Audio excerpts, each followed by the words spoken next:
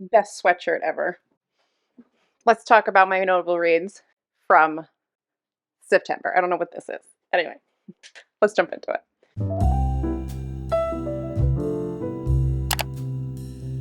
Welcome back. I'm trying to get some stuff done in advance of going on vacation, and that means that I'm actually going to get my notable reads done in a timely manner. So let's discuss these.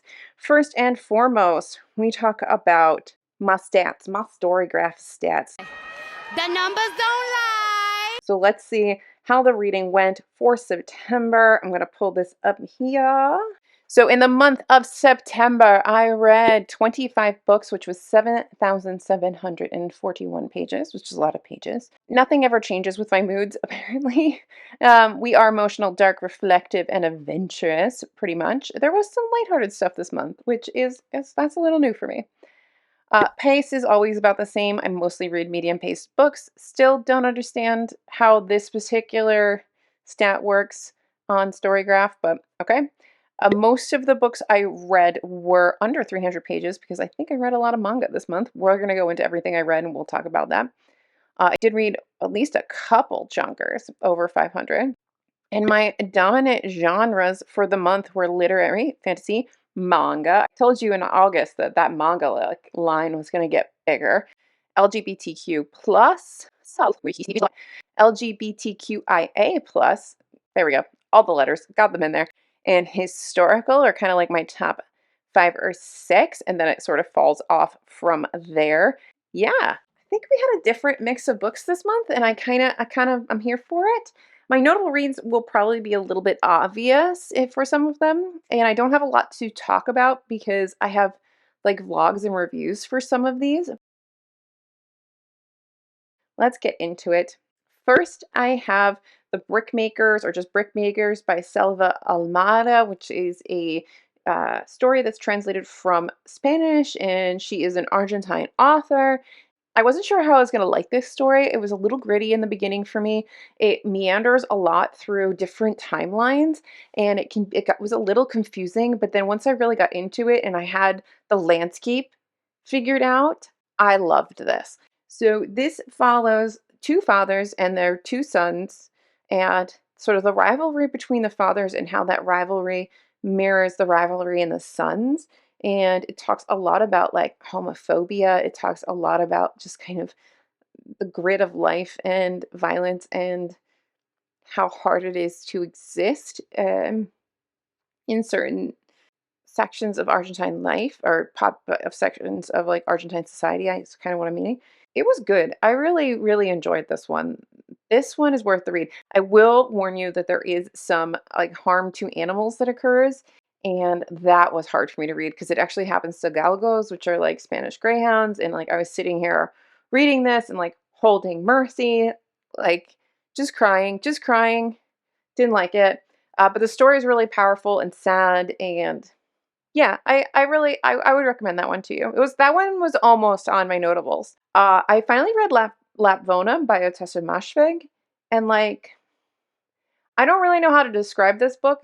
I thought the writing was actually stunning. I know it has a lot of criticism because it like I guess people feel like it was unnecessarily like brutal and dark and gruesome, and it was brutal and dark and gruesome, but I don't know if that's not what bothered me about the book. I think I really enjoyed while I was reading it, and then I finished it and I was like, "Wait, what? Did I understand anything I just read?" Like I knew I read all those words and all those paragraphs and sentences, and I got them. Like they went in my brain hole. But when it was all put together, did it make any sense to me? I don't know. I don't know. So the jury is out for me with Lapvona. I think I need a little bit more discussion on that one. I need some more time with it. I might even need a reread of it, truthfully. We'll move on. A Discovery of Witches by Deborah Harkness. Love this series. I'm going to finish the series up this month. Sorry for all the singing. I apologize. Nightcrawling by Layla Motley. This was a really interesting book. I read this for the Read the Booker. book club that I'm participating in. Dee Dee Reads over on Instagram does it, and it's been a lot of fun. I've really been enjoying the discussions that we're having on these books. Nightcrawling, we had a really good discussion. I think this book was very good. I think it's remarkable that this was written by such a young author. I think she was like 17 or 18 when she wrote this. I think the story is incredibly powerful. I think this life that this character has led was just, it was so sad, and the struggle that she had to go through. It's one hell of a book, but on the same time, there was something lacking for me in terms of like, I don't know if it was the development of side characters, or there was just something that I can't quite put my finger on, that if it was there, this would have been a 5-star read. It was a 4-star read, but like it could have not. There was just something. I don't know. We were talking about it on the live, and there were a lot of us that were sort of circling around this book, and we're like, there's just a thing. There's a thing that we just didn't get that we were waiting for. I read Gallant by V.E. Schwab and was terribly underwhelmed, if I'm honest with you. I'm here for the vibes. I love the representation with this like mute character who can't talk. I love this idea of like two worlds that mirror each other, and like one is sort of light and dark. But no, there was a significant amount of like actual plot development missing, and I don't know. This was a disappointment for me. The Anomaly by Javier Letelier. This book was fantastic. Again, like a little bit hard to follow in the beginning with all the different characters and timelines and what exactly is going on. But this is a book sort of like Sea of Tranquility and a few other books that are sort of literary sci-fi where you talk about like alternate timelines and things like that. It's kind of got that kind of vibe to it. You have all these different characters. They've all been on this plane, and something happened on this plane ride. And that's really all I can tell you without ruining anything. And as the story develops, you figure out what was special about this particular flight on this particular day and in this particular moment. Definitely interesting. Stories from the Tenant Downstairs by Sadiq Fafana. This is a collection of short stories, and they are really, really, really well done. I love the individuality of the voices from every story. You really felt like every character that got their own short story, had their own voice, which I love. I feel like short story collections can get a little monotonous because you feel like you're reading the same voice over and over again, but it's not the same story. This had enough interconnectedness that it made it really lovely to read, and I liked these little glimpses into these people that live in this building and their lives and their struggles and the way systems have failed them and their hopes and dreams. And it was a very lovely collection of short stories, and I would recommend Disquiet by Zolfu Lavanelli. That's probably not right because I believe this author is Turkish, and I don't think that's how Turkish words are said. But this is, I can't even remember this book, truthfully. I remember liking it. Somebody dies, and that's all I remember. Oh, this is bad. I read it so, like, now it feels like it was, like, in the beginning of September, so I feel like I don't remember it. Oh, yeah. I'm just gonna read you the summary because my brain is not recalling this. Disquiet transports the reader to a contemporary Middle East through the stories of Melekans, a Yazidi Syrian refugee, and Hussein, a young man from the Turkish city of Mardin near the Syrian border. Passionate about helping others, Hussein begins visiting a refugee camp to tend to thousands of, oh, I'm remembering now, of poor and sick streaming into Turkey, fleeing ISIS. Here he falls in love with Melkans, whom his disapproving family will call the devil who seduced him, and their relationship sets further tragedy in motion. A nuanced meditation on the nature of being human and an empathetic, probing look at the past and present of these Mesopotamian lands. Disquiet gives voice to the people's faiths, histories, and stories that have swept through the region over the centuries. Yes. Okay, I'm remembering now. This story was actually really interesting. Hussein ends up dying, and that happens very early in this book. I'm not spoiling anything for you. And then that's how this whole story gets um, unraveled. And it turns out that he has fallen in love with this woman who is of this particular faith that is really shunned, mostly because it's not understood. And they're like considered devil worshippers. They're considered very evil. And he essentially rejects his own fiance for her. And it's everybody kind of understanding first what has happened, why it's happened, and then how seeing the people left behind sort of processing this. And it's very interesting look at a specific region and the peoples there and what it the Syrian refugees are suffering. It's a very interesting book. Now I'm remembering it. It's very interesting. I definitely would recommend reading it if that's a topic you would like to know more about. We don't need to talk about A Taste of Golden Iron. I did an entire review of that. Did not like. I read the first volume of Moriarty the Patriot, which is a manga that I really enjoyed. Phantom Tales of the Night is another first volume of a manga that I found last month that I enjoyed. I need to read the second volume and get more, but they're both very different. Moriarty is kind of set in England. It's how James Moriarty, Sherlock's nemesis, becomes Sherlock's nemesis. He is this teen aristocrat that's going to basically undermine the aristocracy from within. And he's got like two brothers, and the three of them work to basically rid the world of bad rich men. It's a vibe. And Phantom Tales of the Night, there's this like innkeeper that like will show up, and there's all these demons and creatures and other things, and the innkeeper can help you and protect you, and you can stay at the inn, but only if you trade your secrets with him. They don't take any other form of payment, and each like chapter is a different person interacting with this innkeeper, and it's very dark and very fun and very interesting. And I'd like to know more about like the overarching story, like where did he come from? What is his aim? What is his goal? It's not like he's a good guy. Very interesting. I read volumes 3 and 4 of The Girl from the Other Side, which is a sweet, sort of dark fairy tale manga that I'm really loving, and I finally found volume 6, so I can continue on reading it because Jesus got me, I think, up until like volume 10 or 11, so that was the only one I was missing, so now I can kind of blissfully read through them. Remains of the Day by Kazuo Ishiguro. I think I'm getting better slowly at saying his name.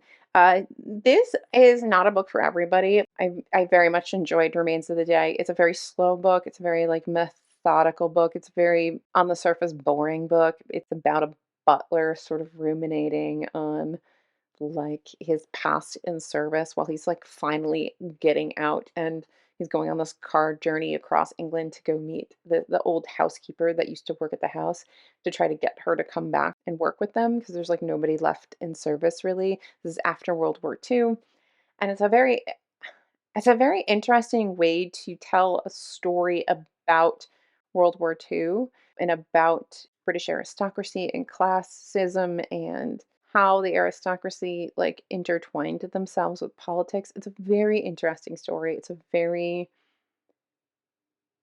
particular reader who's going to like it. And I did enjoy it, but it's not a fast-paced book by any means. I also read Never Let Me Go by Kazuo Ishiguro. Guru? I'll get it one day. Never Let Me Go, though, was really great. Never Let Me Go is kind of like gothic and haunted.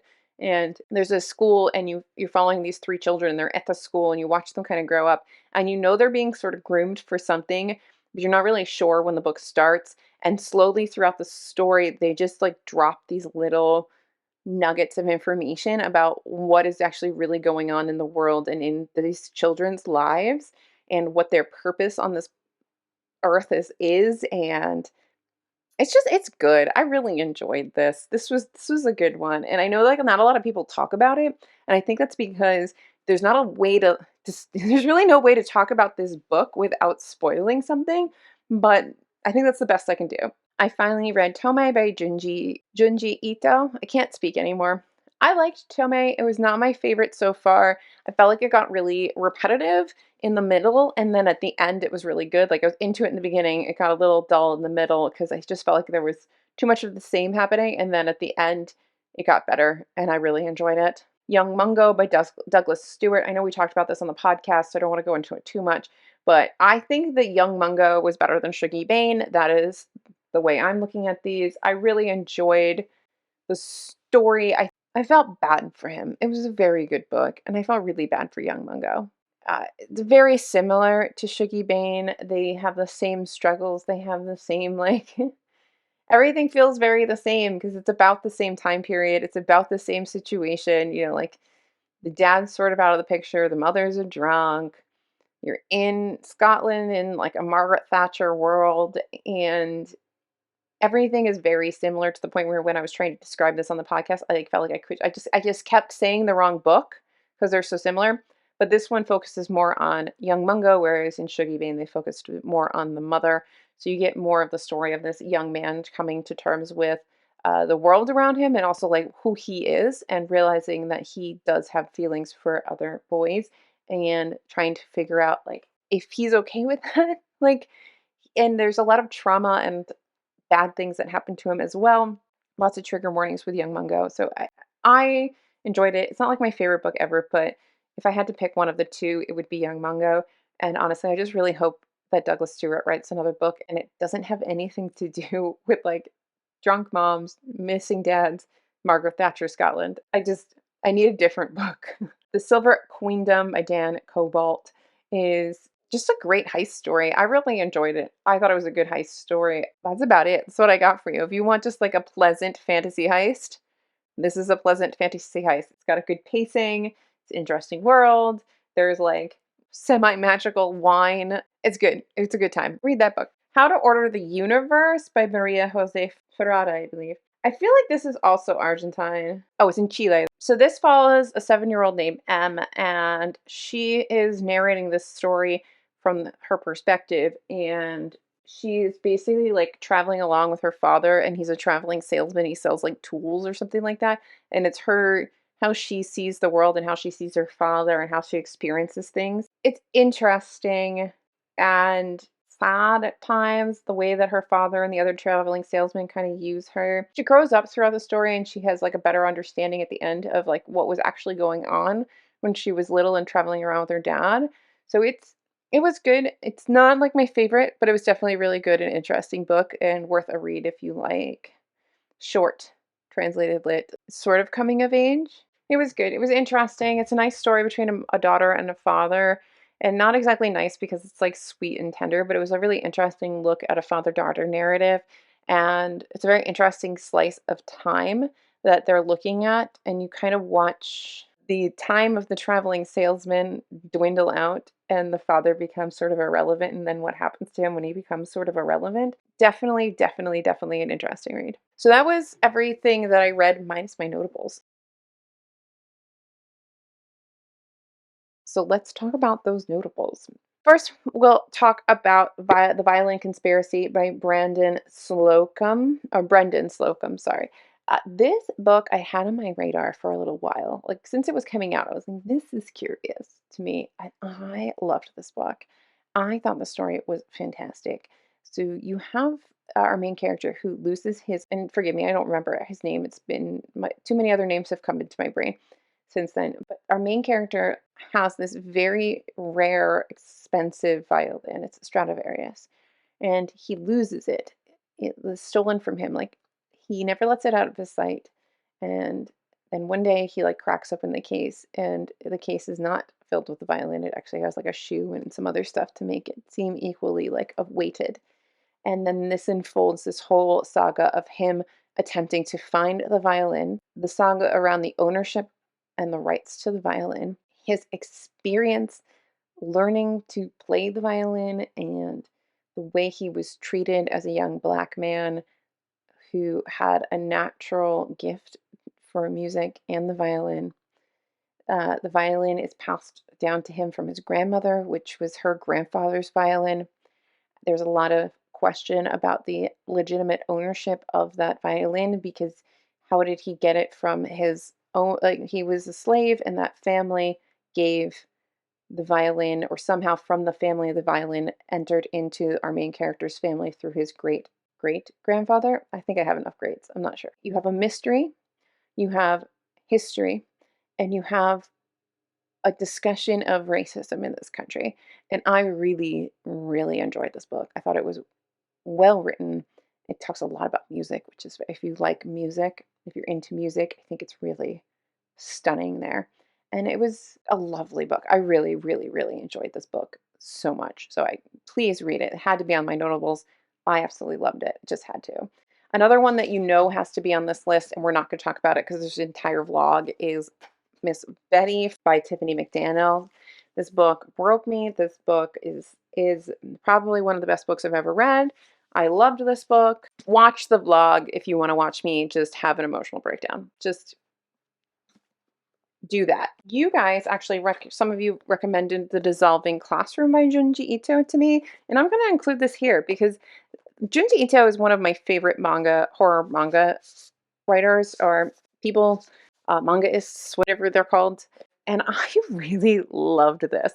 So you have this kid who like can't stop apologizing, and the more he apologizes, the more the people around him, their brains melt. And this act of just apology is actually a way for him to sort of praise the devil. This is Junji Ito, so I just need you to kind of just go along for the ride and enjoy where we end up. He has this sister that's like part snake demon, and they've like killed their parents, and they kind of keep going around Japan to different places, and people's brains keep melting, and then people just kind of disappear, and all that's left is like a sticky goo, and like the sister eats melted people and like melted people brains, and like it is so good, and I love it, and it's just such a good time, and it's so creative. I think that's what I like most. I mean, like, look at her. Look at that crazy girl. I think what I like most about Junji Ito's stories is that they are so wildly outrageous that I can suspend my disbelief and just go with it. Like Gaio and like the fish that come onto land and are just the smells everywhere, and they're just it's so good. It's such a blast. Like, so I have not picked up a Junji Ito yet and not had just like a giddy time reading it. Like, these make me giddy. There's something wrong with me probably that these make me giddy, but these make me giddy. And I really need to know what I'm reading next because I don't really have a lot left. No, I just have No Longer Human left in my own collection that's unread. So I don't know. Maybe I'll get my hands on a copy of Frankenstein, but we'll see. I'm going to include Natalie Bone by T. Kingfisher in here because I'm just really loving T. Kingfisher lately. I'm finding their stories really fun and weird and light, dark fairy tale, if that makes sense. There's not a lot of depth in here in terms of like intricate world building. Everything is just enough to get you into the story, and then the characters are just fun. There is a lot of sort of tongue-in-cheek kind of humor. I don't know, there's like a whimsical nature to it.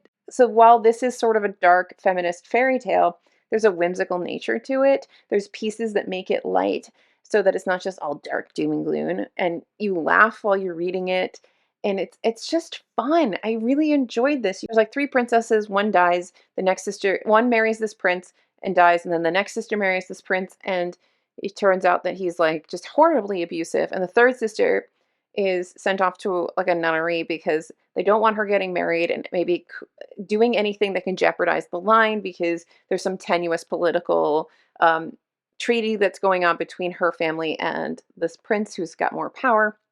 There's fairy godmothers, all this stuff, and the little sister that's gone off to the nunnery finds out that her brother-in-law is basically just abusing the hell out of her sister, and she's not here for this. So she wants to kill him. So she starts on this journey to like collect a ragtag bunch of people, to including some fairy godmothers and a bone dog, to murder the prince. And it's just a good time. Like these books are just fun. Like, I can't wait to dive further into their catalog and read more from T. Kingfisher. They're not for everybody, is what I'm noticing, like seeing different reviews online, but for me, I'm enjoying them. This also has its own review, so you guys can watch this, but I Can't Spell Treason Without T by Rebecca Thorne is a cozy, light fantasy that I just enjoyed. You have our two main characters are like very powerful women. They leave their perspective like things and they set up a tea shop and bookstore, and that's just what they want to do. And then of course other things come in and try to ruin that. But at its core, this is just a cozy, light fantasy that will make you happy. It warms my heart. There's no smut. It's just happy. The relationship in here is really positive and they have fantastic communication. It's just a lovely, lovely book. Like, if you want a warm hug, get yourself a cup of tea, read this, enjoy it. There's griffins, and this is Visky. He's one of the griffins. I mean, there's griffins, there's griffin babies. There are magical creatures, there's magic, there's just, it's fun. It's a fun time. There's dragons. Like, I loved it. Absolutely loved it. You can watch my full review if you want more. And then finally, I have How High We Go in the Dark by Sequoia Nagamatsu. And this book is in the same vein as like Same Tranquility in terms of sort of post-apocalyptic viruses and stuff like that. It's not so much timeline things, but it's a very interesting literary sci-fi. I freaking loved this. It's dark, it's sad, it's an interesting look at being human. It spans like hundreds of years. So you start at the beginning of this outbreak that sort of is poised to bring down humanity, and you travel like all the way through time until like hundreds of years later, and you see how humanity came out of that pandemic, and you see how things have changed. You see where you finally see like kind of where everything really started, like what was the reason for all this, how did this happen. There's a lot of interconnectedness throughout the story. It almost reads like short stories that are interconnected. So you could be in one story and then the next story it's like it's their children or their like grandchildren that are really the main characters of the story. So it's very interesting. Absolutely loved this. There's moments that are really dark and chilling. There's a pig. There's a pig in this story. There's a pig. I love the pig. That's like one of the early chapters. And when I got to the pig, I was like, sold. Love this book. I would read this if you liked Sea of Tranquility, if you like Station 11, if you like sort of darker literary sci-fi that talks about like environmentalism and pandemic things and humanity and what we do when there's like crisis like that. I would try this. So that is everything that I read in September. I'm really excited for October, and I can't wait to go over everything I read in October. I really hope that it's great. If you enjoyed, please consider giving this a like and subscribing to the channel.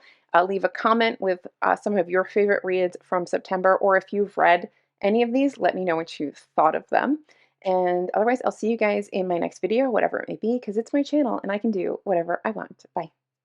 So just sit with me, talking to the night until the morning, building chemistry. I don't think I